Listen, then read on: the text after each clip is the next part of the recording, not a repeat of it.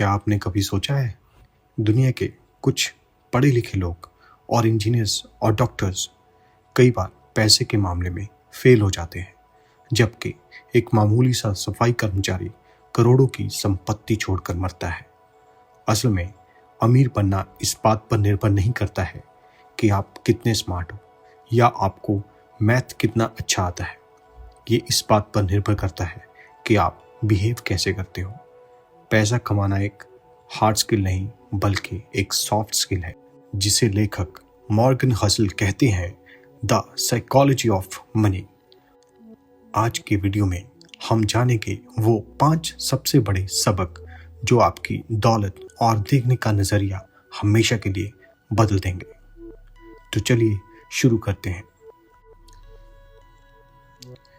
दोस्तों, Morgan hustle की किताब द साइकोलॉजी ऑफ मनी आज के समय की सबसे बेहतरीन फाइनेंस बुक्स में से एक है। ये किताब हमें ये नहीं सिखाती कि कौन सा स्टॉक खरीदना है, बल्कि ये सिखाती है कि हमारे दिमाग में पैसों को लेकर क्या चलता है। चाहे आप एक स्टूडेंट हो या वर्किंग प्रोफेशनल, ये 20 चैप्टर्स की सीख आपकी मनी लाइफ को सॉर्ट कर सकती है।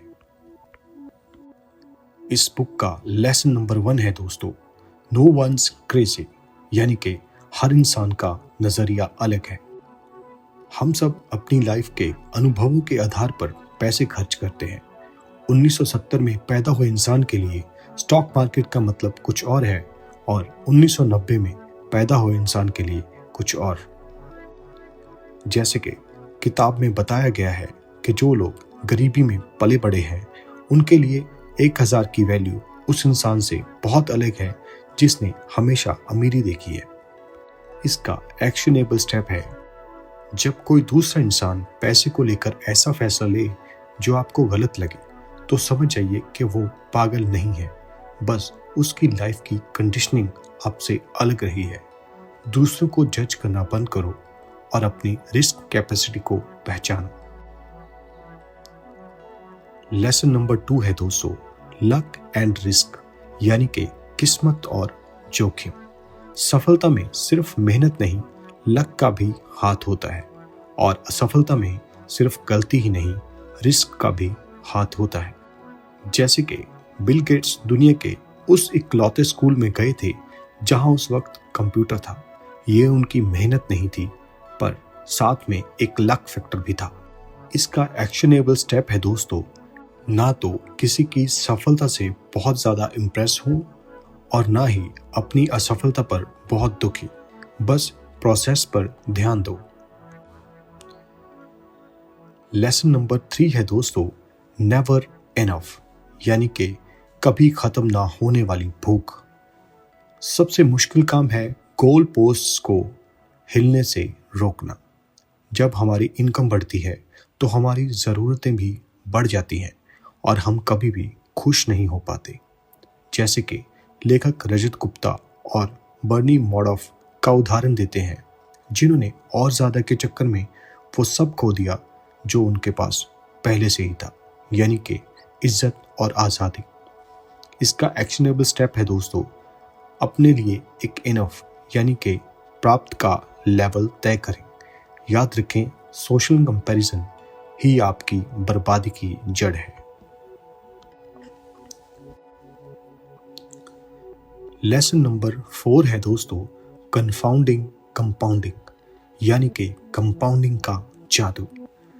वॉरेन बफेट की 90% से ज़्यादा संपत्ति उनके 65वें जन्मदिन के बाद बनी थी। पैसा जादू की तरह तब बढ़ता है जब उसे आप लंबे समय तक छोड़ देते हैं। जैसे कि 1 गुना 2 गुना 3 दिखने में छोटा है, लेकिन अगर आप इसे सालों तक मल्टीप्लाई करते रहें तो रिजल्ट्स हैरान कर देने वाला होगा। इसका एक्शनेबल स्टेप ये है दोस्तों कि जल्दी शुरुआत करें और सबसे ज़रूरी बात, इंतज़ार करें। इन्वेस्टमेंट में वेट करना ही असली काम है।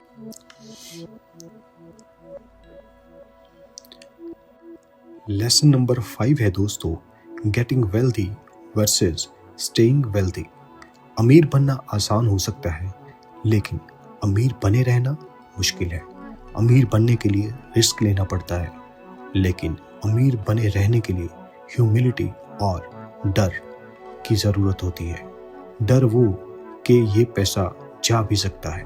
जैसे कि कई लॉटरी जीतने वाले लोग 2 साल में वापस सड़क पर आ जाते हैं क्योंकि उन्हें स्टे वेल्दी वाली स्किल नहीं आती। इसका एक्शनेबल स्टेप ये है दोस्तों, अपनी बचत यानी कि सेविंग को हमेशा प्राथमिकता दो। बचत वो पैसा है जो आप आज खर्च नहीं कर रहे ताकि कल आपके पास आज़ादी हो।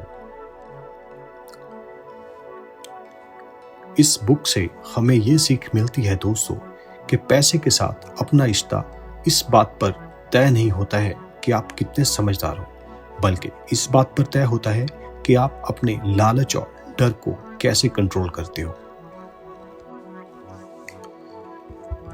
तो दोस्तों, द साइकोलॉजी ऑफ मनी हमें यह सिखाती है कि असली दौलत वो है जो दिखाई नहीं देती।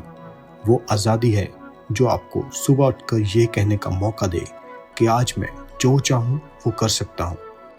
अगर आपको ये समरी पसंद आई हो तो इस वीडियो को लाइक करें और सब्सक्राइब करना ना भूलें। नीचे कमेंट में बताएं कि आपको इन 5 लेसन में से सबसे अच्छा कौन सा लगा। तो मिलते हैं अगले वीडियो में। तब तक सीखते रहिए और ग्रो करते रहिए और देखते रहिए लेसन टू विजडम।